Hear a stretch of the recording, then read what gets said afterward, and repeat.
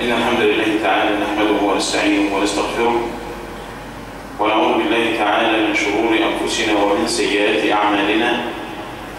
إنه من يهده الله فلا مضل له ومن يضلل فلا هادي له، وأشهد أن لا إله إلا الله وحده لا شريك له، وأشهد أن محمدا عبده ورسوله.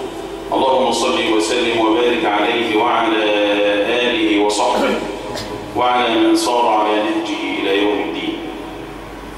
يا أيها الذين آمنوا اتقوا الله حق تقاته ولا تموتن إلا وأنتم مسلمون. يا أيها الناس اتقوا ربكم الذي خلقكم من نفس واحدة وخلق منها زوجها وبث منهما رجالا كثيرا ونساء،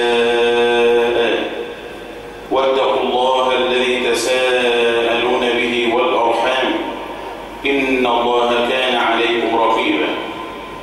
يا أيها الذين آمنوا اتقوا الله وقولوا قولا سديدا يصلح لكم أعمالكم ويغفر لكم ذنوبكم، ومن يطع الله ورسوله فقد فاز فوزا عظيما.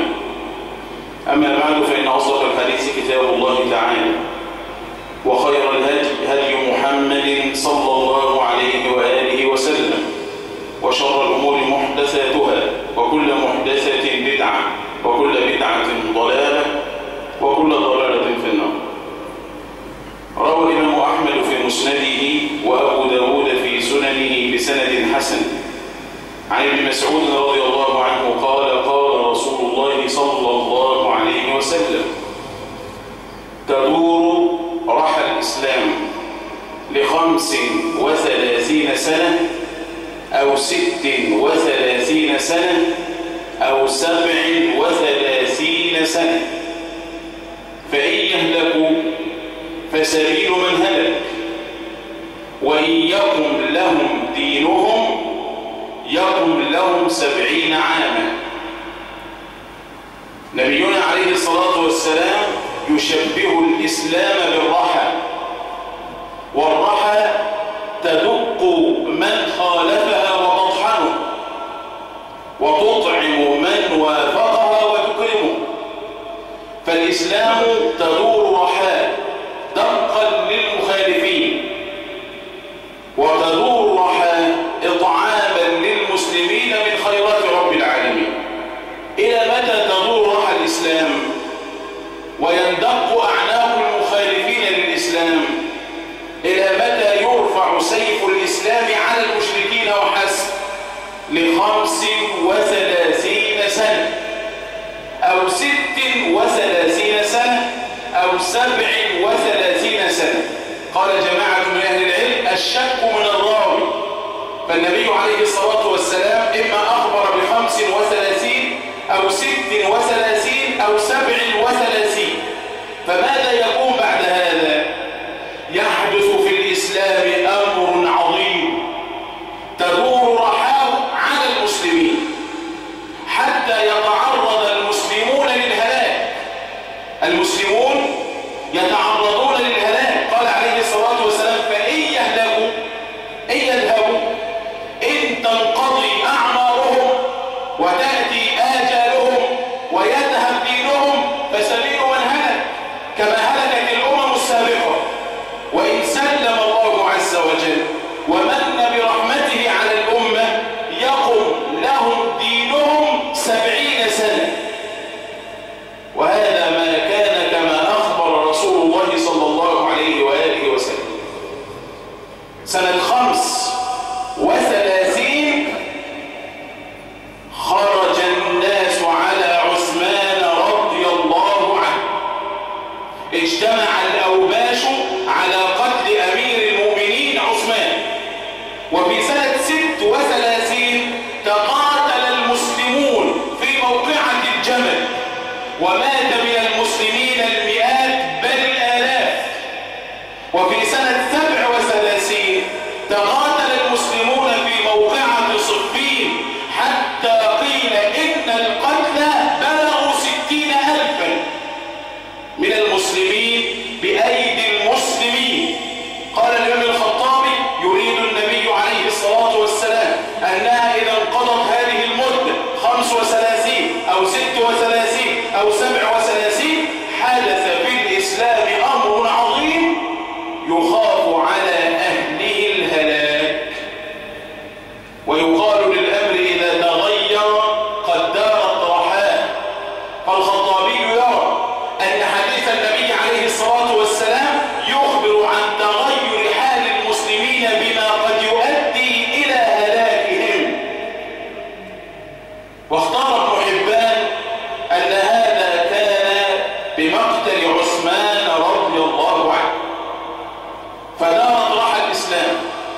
بالجهاد في سبيل الله عز وجل والفتح من الله تبارك وتعالى للمسلمين والتمكين في الأرض خلف النبي صلى الله عليه وسلم، ثم خلف الصديق رضوان الله عليه، ثم خلف الفاروق عمر رضي الله عنه، ثم مع عثمان رضي الله عنه، حتى اجتمع الأوباش على عثمان فأرادوا أن يقتلوه وقد قتلوه، ففتق بالإسلام فتح عظيم.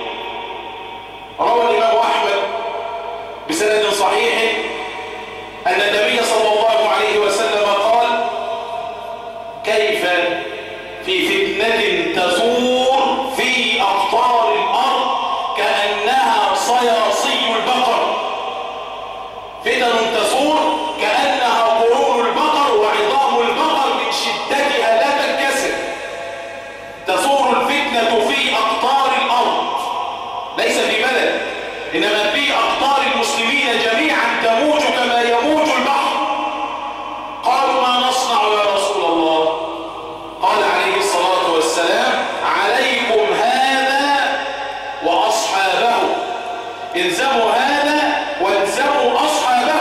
وأشار النبي إلى رجل من أصحابه رضي الله عنه، قال مرة المهزي: فانطلقت إليه وقد كان الرجل موليا، فأخذت بكتفه ووجهت وجهه إلى النبي عليه الصلاة والسلام، قلت: يا رسول الله هذا؟ قال: نعم. حين تثور الفتنة في الأرض فعليكم بعثمان رضي الله عنه. وروى أحمد أيضا بسند حسن أن النبي عليه الصلاة والسلام قال لعبد الله بن حوالة: يا ابن حوالة، كيف بك إذا ثارت فتنة تخرج في أطراف الأرض كأنها صياصي البقر؟ قلت: لا أدري. قال: فكيف بك بفتنة بعدها الأولى فيها كأنها انتفاجة أرنب؟ فتنة تثور في الأرض بالنسبة لما بعدها كأنها قبضة أرنب. قلت: لا أدري ما اختار الله لي ورسوله صلى الله عليه وسلم، ماذا أفعل؟ قال: اتبعوا هذا. وأشار إلى عثمان رضي الله عنه. وعن أبي هريرة رضي الله عنه قال: قال رسول الله صلى الله عليه وسلم: إنكم ستلقون بعدي فتنة واختلافا. قيل: فما نفعل يا رسول الله؟ قال: عليكم بالأمين وأصحابه. وأشار إلى عثمان.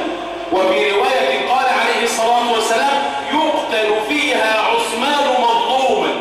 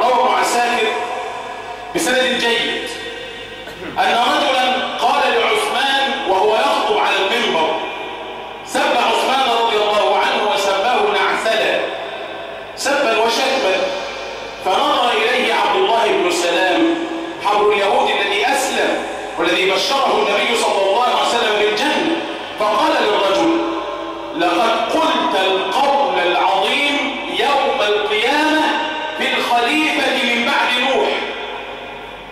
ما مراده بيوم القيامة؟ يوم الجمعة، لأن القيامة تكون فيه. وما القول العظيم السب والطعن في أمير المؤمنين عثمان، وما قوله من بعد نوح؟ قال أهل العلم شبه ابن سلام عمر بنوح عليه السلام في شدته، فالخليفة من بعده هو عثمان رضي الله عنه.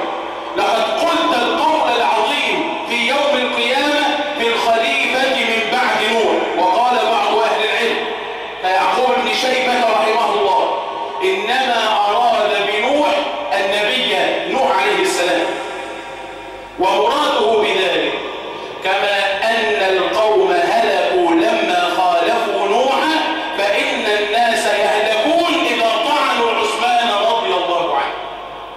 وروى الإمام الطبري رحمه الله في تاريخه قال عبد الله بن سلام يا قوم لا تسلوا سيوفكم، يقول لمن عاصروا عثمان يا قوم لا تسلوا سيوفكم، لا تسلوا سيف الله عليكم، فوالله لئن سللتموه لا يغفر عنكم إلى يوم القيامة.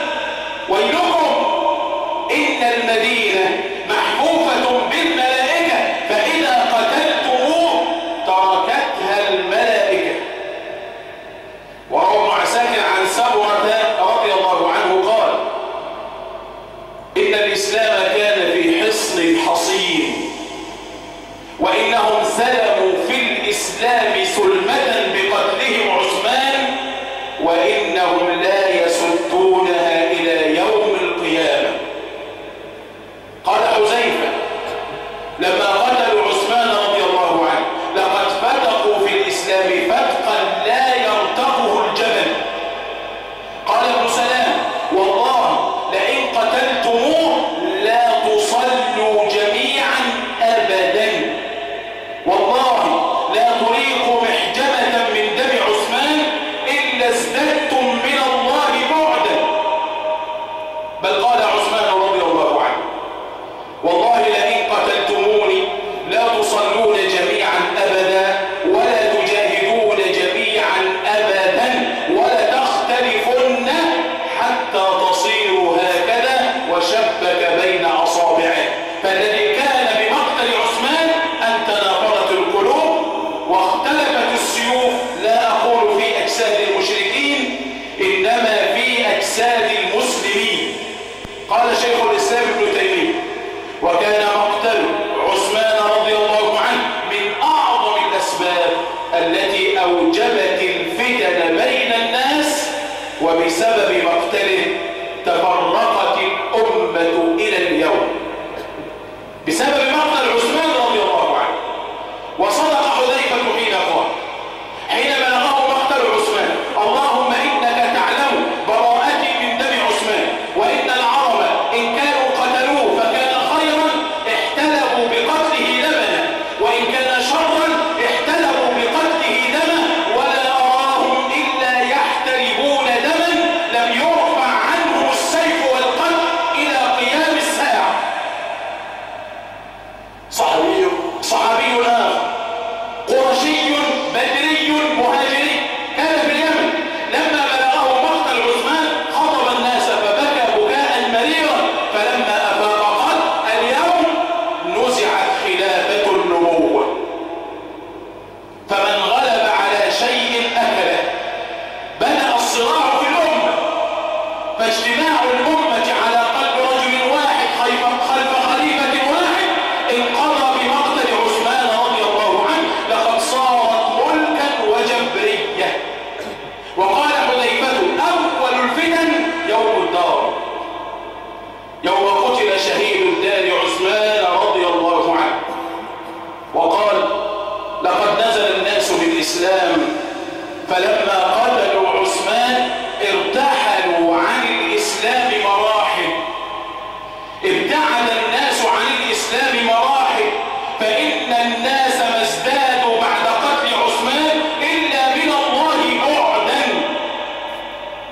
ما ازدادوا إلا بعدا من الله بعد قتل خليفة رسول الله صلى الله عليه وآله وسلم.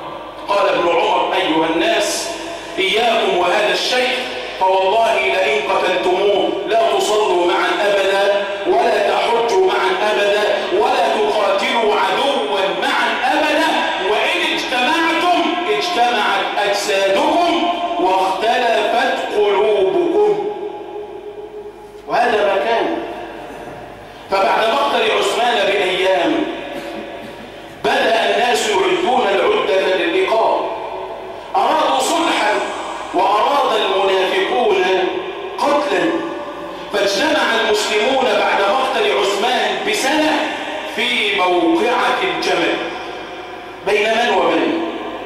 بين أمير المؤمنين علي بن أبي طالب وأم المؤمنين عائشة رضي الله عنهم جميعا، ومعها طلحة والزبير.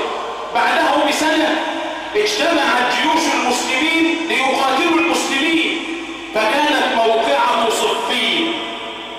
بعدها بحين تنازل الحسن عن الخلافة لمعاوية رضوان الله عليه، مصداقا لحديث النبي عليه الصلاة والسلام: إن ابني هذا سيد، وقد كان سيدا من سادات الدنيا وهو سيد من سادات الجنة بإذن الله عز وجل ورحمته. مرت الأيام وتولى يزيد بن معاوية، أخذ البيعة بالإكرام، فخرج الحسين إلى العراق حتى قتل رضي الله عنه شهيدا مظلوما. ثم بعد ذلك أراد من أراد أن ينتقم للحسين، فحوصر ابن الزبير بالكعبة وضربت الكعبة بالمنجنيق حتى وهت جدرانها وحرقت أخشابها. وبعد ذلك خرج جيش التوابين بقيادة سليمان بن صور فقتل من المسلمين الآلاف. ثم بعد ذلك خرج الأشتر النخعي مقاتلا، إبراهيم بن الأشتر النخعي مقاتلا فقتل ومن معه من المسلمين. ثم بعد ذلك حوصر ابن الزبير مرة أخرى وقتل المئات في بيت الله الحرام، وسلط الله الحجاج على بيت الله عز وجل. واستمرت الفتن حتى جاءت دولة بني العباس، وكفى في دولة بني العباس ما قتلوا من الآلاف المؤلفة. ورتق الإسلام ووضع السيف في الأمة فلا يرفع إلى قيام الساعة. ما سبب كل هذا؟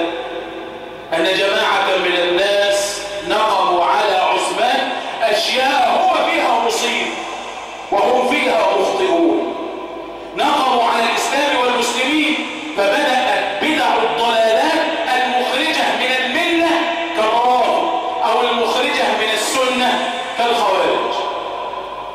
روى ابن بطة في الإبانة أن أهل بدر من شهدوا بدرا مع النبي عليه الصلاة والسلام لما قتل عثمان لزموا بيوتهم، لم يخرجوا منها إلا إلى قبورهم. قال الإمام ابن بطة معلقا على هذا، قال: فالفتن على وجوه كثيرة، فعلامة من أراد الله به خيرا وكان ممن سبقت له من مولاه الكريم عناية أن يفتح له باب الدعاء باللجء والافتقار إلى الله عز وجل، أن ينجيه رب العالمين منها، فلا يقوم إلا بما فيه صلاح لدينه، وأن يكون حافظا للسانه عارفا بأهل زمانه مقبلا على شأنه، انشغل بدينه عن الفتن وما يقول في الفتن. قال الإمام أبو الحسن القابسي رحمه الله: الذي يلزم الحق ويغضب لأمر الله هو على بينة من النجاة. قال رسول الله صلى الله عليه وسلم: لا تزال طائفة من أمتي على الحق ظاهرين حتى يأتيهم أمر الله عز وجل وهم على ذلك.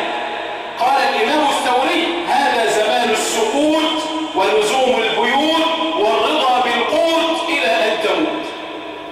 قتل عثمان رضي الله عنه فبكاه المسلمون دهرا طويلا.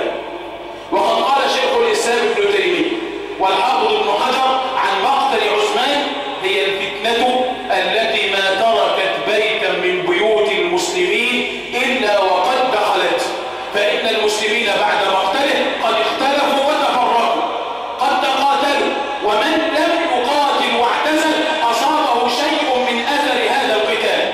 فقد كان مما كان معركة الجمل التي كانت بين أم المؤمنين عائشة رضي الله عنها وبين علي بن أبي طالب رضي الله عنه. والأصل عند أهل السنة أن نسكت عما شر بين الصحابة، لكننا إنما نروي ما صح عنهم مما تعلم به الحق وترد به الباطل. لم تخرج عائشة وطلحة والزبير لقتال، إنما خرجوا للإصلاح ما بين المسلمين. ذكر الألباني في السلسلة الصحيحة أن عائشة رضي الله عنها لما مرت على ماء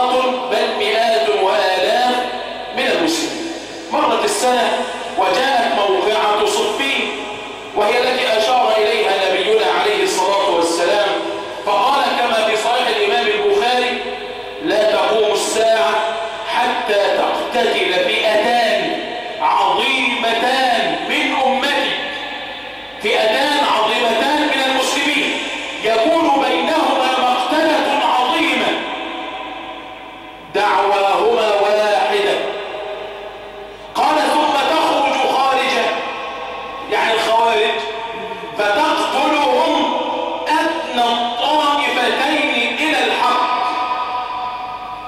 فأثبت النبي عليه الصلاة والسلام للطائفتين الإسلام ودعوة الإسلام، وأنهما من الحق قريبين إذ كانوا مجتهدين، لكن عليا ومن معه هم أقرب إلى الحق.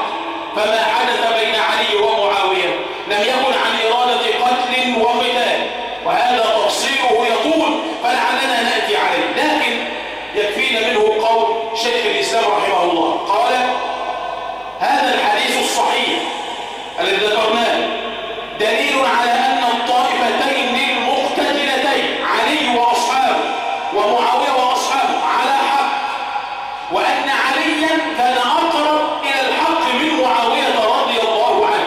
قال ابن كثير: هذا الحديث من دلائل النبوة، إذ حدث كما كان، حدث كما أخبر رسول الله صلى الله عليه وآله وسلم. مرت الأيام وأراد الحسين بن علي رضي الله عنه أن يصلح ما بين المسلمين بعدما قتل الخوارج أمير المؤمنين علي بن أبي طالب، وحلب المسلمون دما كثيرا. فأراد الحسن رضي الله عنه أن يجمع ما بين المسلمين على قلب رجل واحد، فإن النبي عليه الصلاة والسلام قال: فإن هلكوا فسبيل من هلك، وإن بقوا فقد يبقوا، وقد بقوا بفضل الله وبرحمته، وإن بقوا فسيبقى لهم دينهم 70 سنة.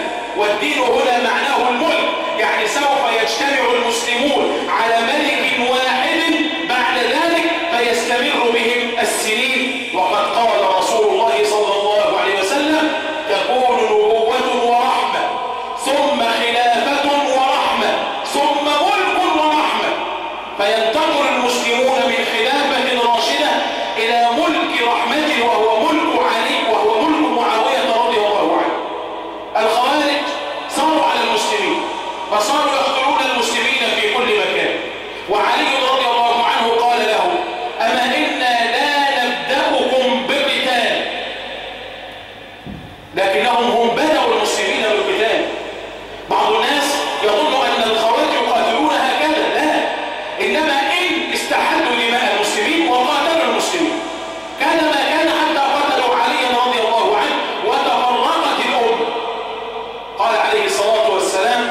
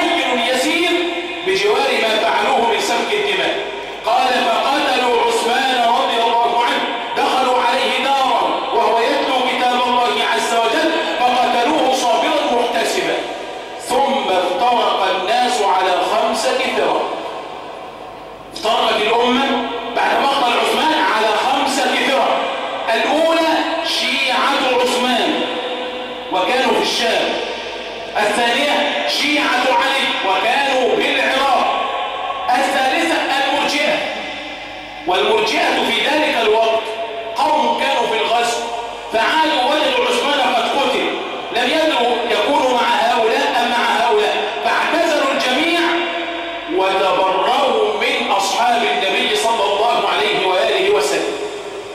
قال ثم المرجئة ثم من لزم الجماعة ثم خرجت الخوارج. 5 فرق. من هم الجماعة؟ ذكر رحمه الله أن الجماعة هو ما كان عليه سعد بن أبي وقاص رضي الله عنه حين أتوه ليخرج معهم ليقاتل المسلمين فأبى واعتزل الفتنة. قال فكانت الجماعة ما كان عليه سعد، قال نحن نلزم الطريق ونحن عليه حتى تنجلي. الشاهد تفرقت الأمة بعد مقتل عثمان رضي الله عنه إلى فرق كثيرة، وبعدما كان المسلمون يفتحون البلدان وذكرنا إلى أين وصلت فتوح المسلمين في إفريقيا في قلب أوروبا في اليمن ونحوها على حافة السند والهند، وقف جهاد المسلمين للكفار، بل بدأ الكفار يتجرؤوا على حدود المسلمين. فأراد رجل من ملوك الروم أن يهاجم حدود المسلمين في بلاد الشام، فأرسل إليه معاوية رضي الله عنه أما يا ابن الكافرة لئن لم ترتدع لأصطلحن أنا وابن عمي ثم لنأتينك بجيوش جرار. ويا ليته قد كان، لكنه قدر أمر الله عز وجل. مرت الأيام والخوارج يقتلون في المسلمين والمسلمون يقاتلون المسلمين، وسال الدم المسلم بأشد مما يدمي القلب ويدمع العين. زالت الخلافة الراشدة التي أخبرنا عنها رسول الله صلى الله عليه وآله وسلم. اصطلح المسلمون على معاوية رضي الله عنه، ومعاوية كما قلنا أول ملك من ملوك الإسلام، وكان ملكه ملكا ورحمة. اجتمع الناس عليه وظلوا مع معاوية وبقوا 20 سنة يجاهدون عدوهم ويأكلون فيئهم ويعبدون ربهم ويتبعون نبيهم صلى الله عليه وآله وسلم. لكن لما مات معاوية بدأت الفتن من جديد. مما يكون بين يدي الساعة أن النبي عليه الصلاة والسلام حذر من إمارة الصبيان، حذر من رأس 60. الجماعة كانت في سنة 40 وتولى الحكم معاوية 20 سنة ملكا للمسلمين وخليفة للنبي الأمين صلى الله عليه وسلم. على رأس 60 مات معاوية رضي الله عنه ليتولى الخلافة يزيد بن معاوية، وهذا أول الهلاك. روى الحاكم بسند صحيح عن عمر رضي الله عنه قال قد علمت ورب الكعبة متى تهلك العرب. قيل متى يا أمير المؤمنين؟ قال إذا ولي أمرهم من لم يصحب رسول الله صلى الله عليه وسلم. وأول من ولي أمر المسلمين ممن لم يصحبوا النبي عليه الصلاة والسلام هو يزيد بن معاوية. إذا ولي أمرهم من لم يصحب الرسول ولم يعالج أمر الجاهلية. عن أبي هريرة رضي الله عنه قال سمعت رسول الله صلى الله عليه وسلم يقول تعوذوا يعني استعيذوا بالله من إمارة الصبيان ورأس 60. فكان أبو هريرة يقول وهو يمشي في الأسواق اللهم لا تدركني سنة 60، اللهم لا تدركني سنة 60 ولا إمارة الصبيان. وعن أبي هريرة رضي الله عنه كما روى الحاكم بسند صحيح قال ويل للعرب من شر قد اقترب، على رأس 60 تصير الأمانة غنيمة والصدقة غرامة والشهادة بالمعرفة والحب بالهوى. على رأس 60 نشب قرن الفتنة من جديد، فتولى الأمر يزيد بن معاوية ولم يتولاه برضا المسلمين ولا عن مشورة المسلمين،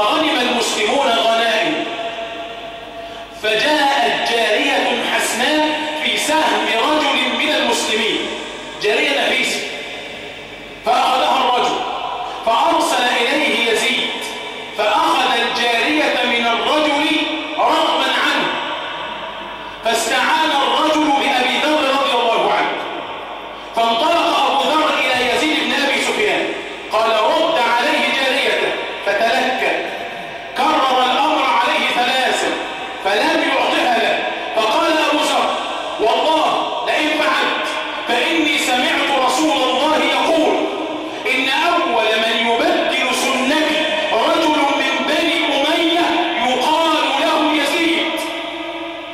إن أول من يبدل سنة النبي عليه الصلاة والسلام ويحيل أمر الأمة من أمر هدى ورشد إلى غيره لرجل من بني أمية، ويزيد هذا من بني أمية اسمه يزيد. فارتده الرجل يا أبا ذر بالله أنا هو؟ قال لا، لم يكن يزيد بن أبي سفيان الصحابي المجاهد في سبيل الله، إنما كان هو يزيد بن معاوية. وروى البيهقي قال عليه الصلاة والسلام لا يزال أمر الدين قائما بالقسط حتى يكون أول من يخدمه رجل من بني أمية يقال له يزيد. بعض الناس عاب على معاوية رضي الله عنه أن ولى يزيدا. لماذا يولي يزيد ومعه الحسين وعنده ابن الزبير وعنده أكارم من الصحابة كابن عمر وابن عباس وابن عمر؟ لماذا ولاه؟ لقد تكلم أهل السنة في هذا كثيرا وبصروه تفصيلا، ولا عيب على معاوية فيه.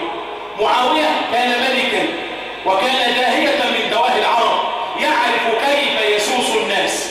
لقد حكم معاوية الشام 40 سنة، 20 أميرا و20 إماما لم يختلفوا عليه. كان علي رضي الله عنه أولى بالحق، لكن خالفه أهل الكوفة، خالفه أنصاره. أما معاوية فأهل الشام لم يكونوا أقرب للحق، لكن ساسه. نظر معاوية فعلم أن الخلافة لو خرجت من بلاد الشام لم يرضى بذلك أهل الشام، ولو خرجت من بلاد الشام لاختلف الناس في من يتولاه. فخاف معاوية أن يقع السيف في الأمة مرة أخرى. إن بني أمية الذين يملكون في ذلك الوقت الجاه والسلطان ويقودون الجيوش لن يرضوا بغير رجل منهم، ومن حكمته كملك أن ينظر في صالح الأمة. اجتهد رضوان الله عليه ولعله أصاب في أصل المسألة، وإن كان قد يكون هناك حلول أخرى، لكن معاوية رضي الله عنه لم يبدل سنة النبي عليه الصلاة والسلام. ملك معاوية بنص كلام النبي ملك ورحمة، ملك ورحمة. لذلك رضي الصحابة بعد ذلك بإمارة يزيد دفعا للفتن. فقال ابن عمر لما ولي يزيد إن كان خيرا فالحمد لله، وإن كان شرا فنصبر لله عز وجل. معاوية صحابي جليل، خير المؤمنين، كاتب الوحي للنبي الأمين عليه الصلاة والسلام، ملك رحيم، فقيه عليم كما قال ابن عباس. والله إن الغبار الذي يدخل في أنف أمثال عمر بن عبد العزيز، الغبار الذي يدخل في أنف معاوية رضي الله عنه خير من الآلاف من أمثال عمر بن عبد العزيز. هكذا قال سلفنا الصالح. لكن تولى يزيد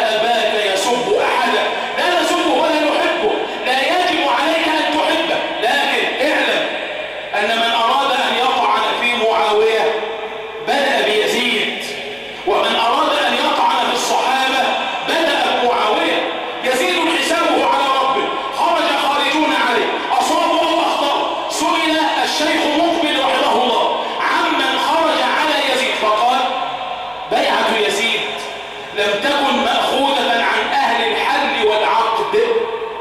وقد أعجبني أن بعضهم سئل عن يزيد وبيعته قال: إن قلت الحق خفتهم وإن قلت الباطل خشيت ربي فأنا أسكت. قال مقبل: وقد أنكر هذه البيعة عبد الرحمن بن أبي بكر الصديق وقال: بيعة قيصرية، فهو لم يتولاها بالكتاب والسنة. وقد ذكر ابن حزم من خروج يزيد وخرومه أنه قتل الحسين رحمه الله تبارك وتعالى واستباح المدينة وقتل الأخيار يوم الحرة وقتل جماعة من التابعين حتى شهد على سعيد بن المسيب بالجنون حتى لا يقتل بيد يزيد. وسئل الشيخ ابن باز عمن خرج على يزيد بن معاوية عن أهل المدينة قال: تأولوا كفره، نقل إليهم أشياء لو صحت عنه لكان كافرا كتركه للصلاة وقوله أنه أخذ بثأر أجداده من أحفاد الرسول إن صح هذا عنه، لكنه لم يصح. لكن الشاهد أنهم تأولوا كفره، فلما كان كذلك لم يكن له عليهم بيعة فخرجوا عليه. قال: ولم يكونوا معصومين وكلام النبي هو المقدم، يعني الصواب كان عدم الخروج. لكن من خرج هل يستحق القتل؟ هل يستحق سفك الدماء؟ هل يستحق استباحة الأموال؟ لا يستحق ذلك. أما أهل السنة فجماهيرهم على عدم جواز لعن يزيد بن معاوية، لا نحبه ولكن لا نسبه، وهذا تفصيله يطول. إنما الشاهد الآن يزيد أفضى إلى ربه، فليست الخصومة الآن في يزيد، إنما الخصومة الآن في شأن معاوية رضي الله عنه، لأن بعض الناس يتكلم في يزيد قدحا في أبيه ويتكلم في أبيه قدحا في أصحاب رسول الله صلى الله عليه وسلم. هب أن معاوية أخطأ فربه رب رحيم سبحانه وتعالى، ومن منا لم يخطئ، لكن الأمر لا يصل إلى تبديل سنة رسول الله صلى الله عليه وسلم. قال الحافظ عبد الغني المقدسي: يزيد ليس ممن يلزم محبته، وإنما يمنع من التعرض له خوفا من التسلق إلى أبيه وسدا لباب الفتنة.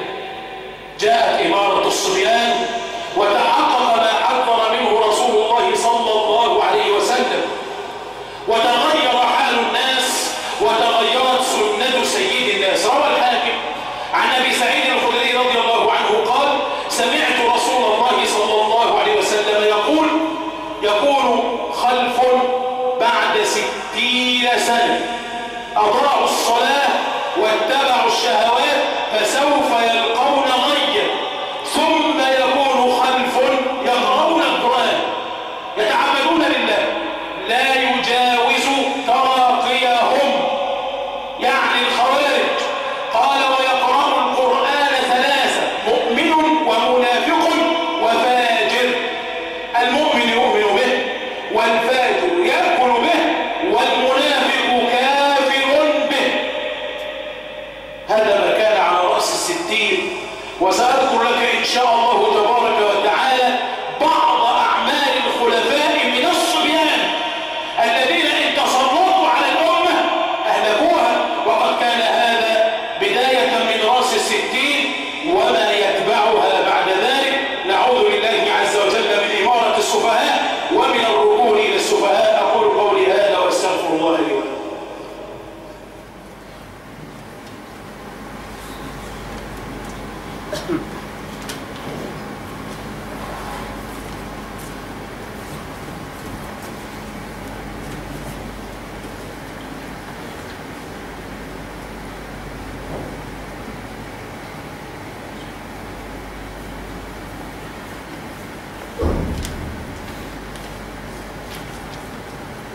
الحمد لله رب العالمين، وأشهد أن لا إله إلا الله وحده لا شريك له، وأشهد أن محمدا عبده ورسوله.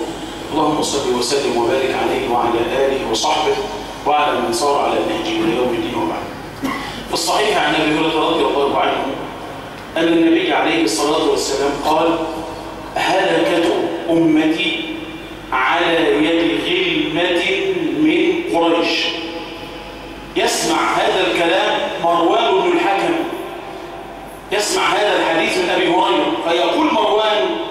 لعنة الله عليهم غلمة.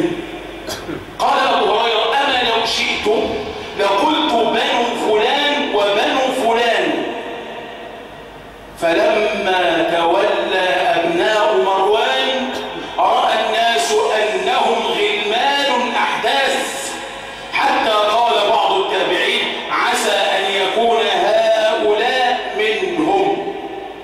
قال ابن الأثير والمراد بالغلمة هنا الصبيان، إما في أسنانهم لصغرهم وإما لضعف عقولهم وتدبيرهم ودينهم.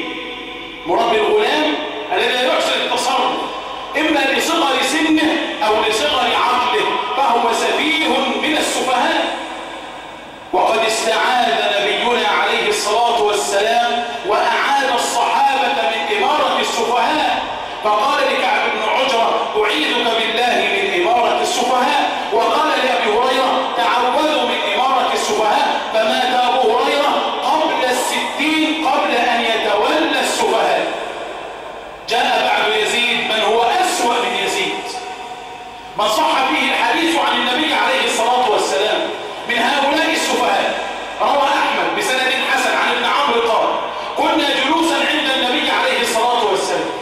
عبد الله بن عمرو بن العاص جالس يقول كنا جلوسا عند النبي فقال يدخل عليكم رجل لعين، رجل ملعون يدخل عليكم. قال ابن عمرو وكنت قد تركت عمرا يعني أباه عمرو بن العاص يتهيأ للمجيء، يبتدي السياق ليأتي. قال فخشيت أن يدخل عمرو فظللت من ذلك على وجه حتى دخل الحكم ابن أبي العاص ومروان الحكم وجد عبد الملك بن مروان يدخل عليكم رجل لعين. وروى أحمد وأبو يعلى والحاكم بسند صحيح قال عليه الصلاة والسلام إذا بلغ بنو أبي العاص 30 رجلا اتخذوا مال الله دولا واتخذوا دين الله دخلا واتخذوا عباد الله خولا، يعني عبيدا. إذا بلغوا 30 رجلا ملكوا رقاب الأمة فاتخذوا الدين خديعة ومكرا واتخذوا المال لهم ملكا وغنيمة من دون المسلمين واتخذوا عباد الله عبيدا لهم. وقال عليه الصلاة والسلام وقد أصبح يوما حزينا غضبان، وهذا عند الحاكم وصححه الألباني. قالوا يا رسول الله ما لنا نراك حزينا؟ قال إني رأيت في منام كأن بني الحكم ابن أبي العاص ينزون على منبر نزو القردة، يقفزون على منبر النبي عليه الصلاة والسلام على إمامة المسلمين نزو القردة. والقردة وردت في حديث آخر رواه أبو يعلى بسند حسن أن معاوية وقف على المنبر فقال المال مالنا والفيء فيئنا فمن شئنا أعطيناه ومن شئنا منعناه. فوجم الناس ولم يردوا.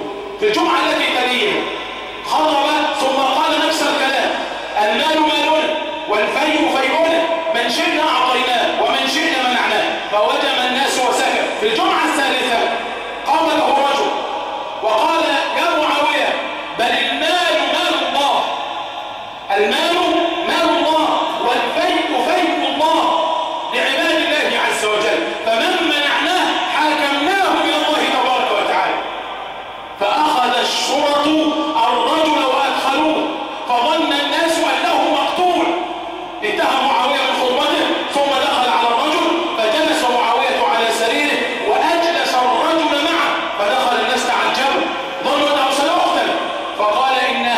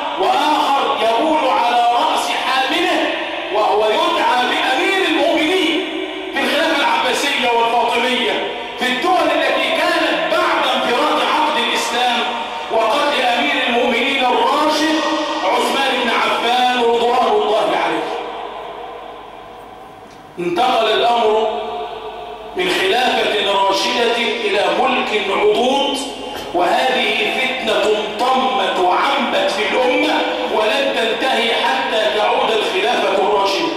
وكثير من الناس لا يفقه ما الفرق بين الأمرين، هذا خليفة وهذا خليفة. كانت الخلافة الراشدة تسير على سنن المصطفى عليه الصلاة والسلام، فكان الناس يسيرون على سنن المصطفى والناس على دين ملوكهم. قال عثمان: إن الله يزع بالسلطان ما لا يزع بالقرآن. إن بعض الناس لا يرتدع لهدي القرآن ولا لتحديد القرآن، إنما يرتدع لتخويف السلطان. كانت الخلافة شورى بين المسلمين، وكان الأمر ما بين المسلمين على طاعة الله واتباع رسول الله، فليس الخليفة حاكما مطلقا، إنما هو نائب عن النبي ينفذ حكم الله وحكم رسوله. فلما مرت الأيام وانقلب الأمر إلى الملك العضوض، جاء ما أخبرنا به رسول الله. روى أحمد عن حذيفة قال عليه الصلاة والسلام: تكون نبوة ما شاء الله أن تكون، ثم يرفعها الله إذا شاء، ثم تكون خلافة على منهاج النبوة ما شاء الله أن تكون، ثم يرفعها الله عز وجل، ثم تكون ملكا، في رواية ملكا ورحمة، ثم ملك وجبرية. ملك ورحمة إمارة معاوية وأمثال عمر بن عبد العزيز. أما ملك وجبرية فهو الملك الوراثي العضوض، ملكا عاضا، ثم ملك وجبرية بالجبر والقهر. قال أنس: ثم تكون الطواغيت. قال عليه الصلاة والسلام: ثم يرفعها الله إذا شاء، ثم تكون خلافة على منهاج النبوة، تعود مرة أخرى فيعود المسلمون إلى دين الله عز وجل. وأبشر المسلمين بحديث النبي عليه الصلاة والسلام الذي رواه الإمام أحمد والبخاري وغيرهم: لا يزال هذا الدين عزيزا ظاهرا منصورا قويا مهما اعترته الخطوب ومهما اتحمت حوله الظلمات. لا يزال هذا الدين عزيزا حتى يلي 12 خليفة كلهم من قريش. تعتري الأمة بعض النكبات، يعتري الأمة بعض الهزات، يتولى